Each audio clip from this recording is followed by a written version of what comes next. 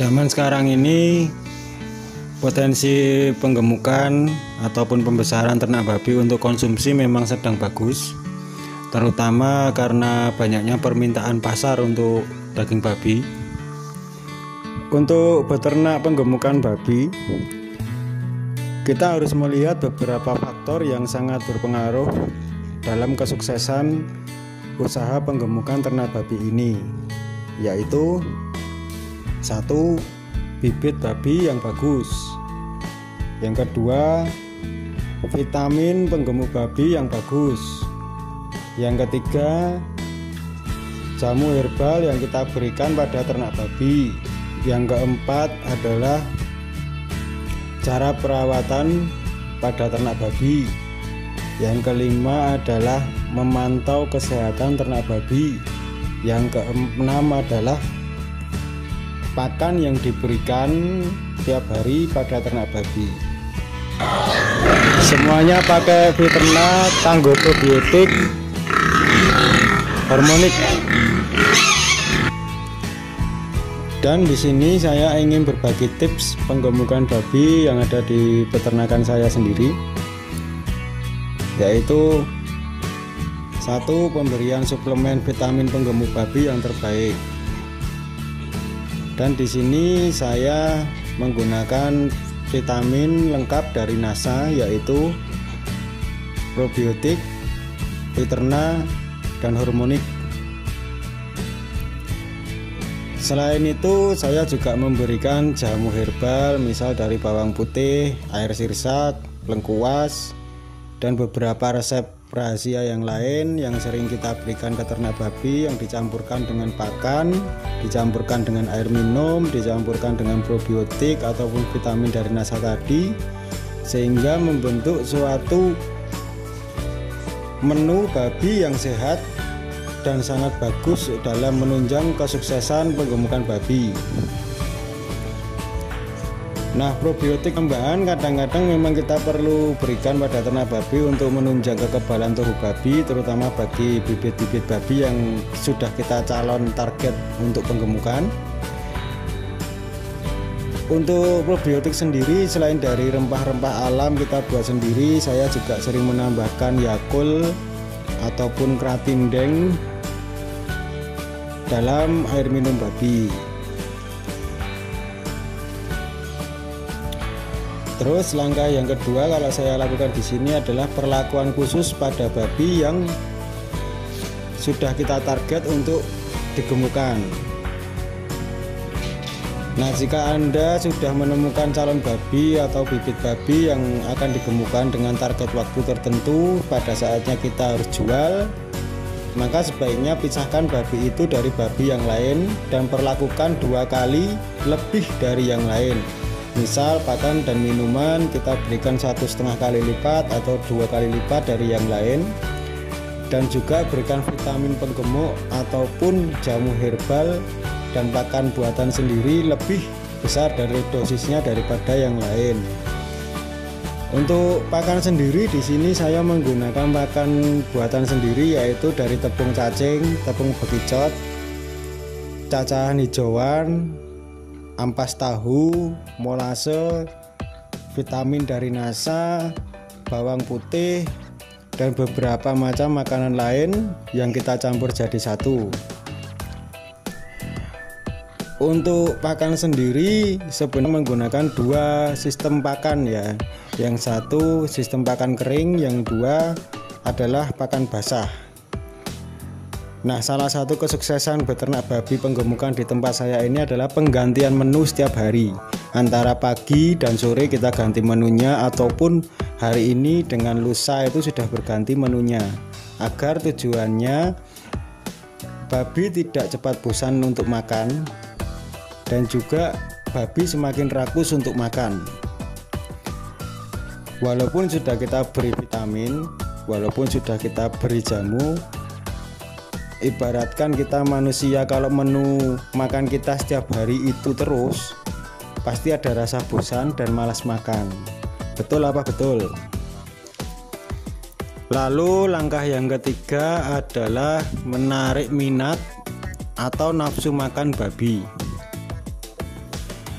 Di peternakan saya ini, saat saya membuat pakan sendiri ataupun saat saya meminta anak kandang untuk membuatkan pakan babi, saya sering memesan ataupun memberikan penambah rasa pada pakan babi yang kita buat.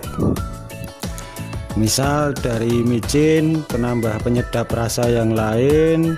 Kadang-kadang saya juga beri esen rasa durian ataupun rasa melon ataupun rasa anggur. Yang penting bisa membuat babi ini bertambah nafsu makannya. Karena kalau babi itu menyukai makannya atau pakan yang kita berikan, dijamin dia akan makan lebih banyak porsinya sehingga lebih cepat gemuk. Kadang-kadang dalam pakan itu kita sudah campurkan air ataupun vitamin dari NASA, terutama untuk Viterna dan Hormonik.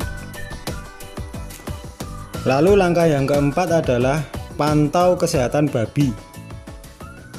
Di sini kita selalu memeriksa suhu babi dengan menggunakan termometer rektal.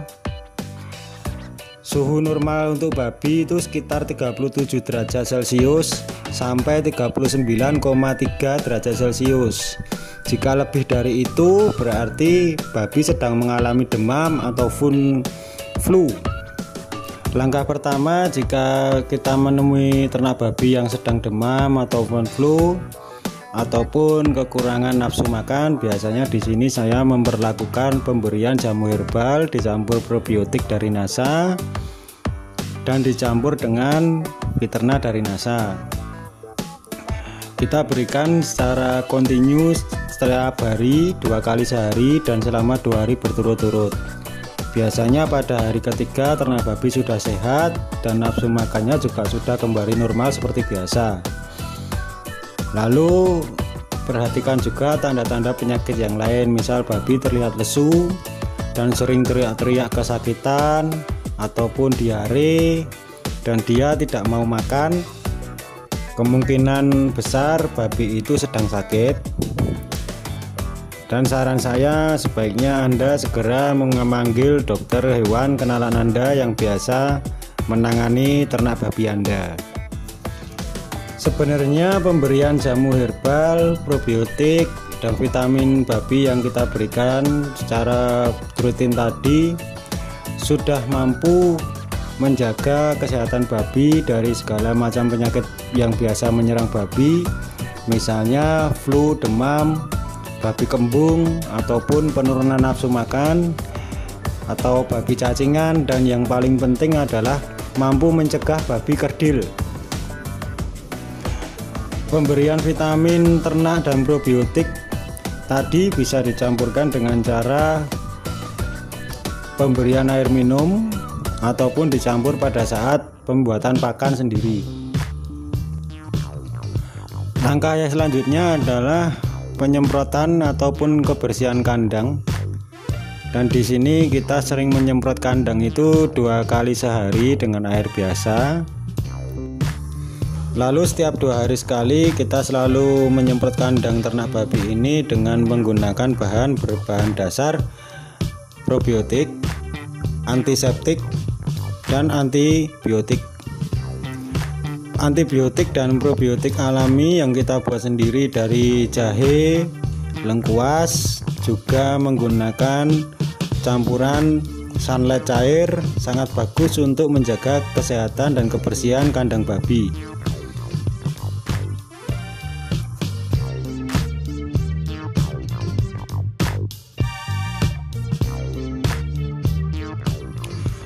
Langkah selanjutnya adalah kita memberikan jus dari buah segar alami langsung kepada ternak babi. Biasanya kita memberikan jus ini setiap 3 atau 4 hari sekali kepada ternak babi yang sudah kita targetkan untuk penggemukan. Pemberian vitamin dari NASA tadi juga jamu herbal ditambah dengan pemberian pakan buatan sendiri ataupun jus buah itu bisa diberikan sejak anakan babi berumur 1 minggu ataupun sejak dia lepas susu indukan.